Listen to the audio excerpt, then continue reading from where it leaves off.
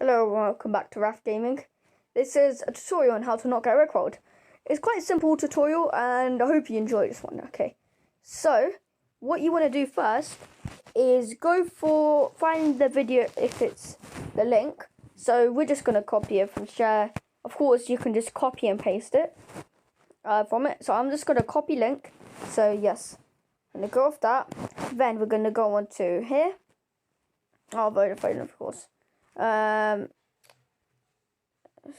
Okay, I'm just messing up. Okay, so let's do that. And now what you want to do is not that. What is it called again? Link that you copied. Oh, damn it, you can't do it like that.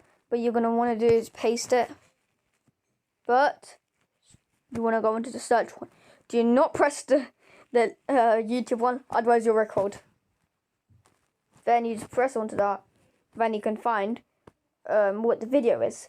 This also works on WhatsApp. So if you go into WhatsApp and you basically scroll onto it and then type in the link, copy and paste it, it should show on top of it what the video is. And here we can see the video is under it.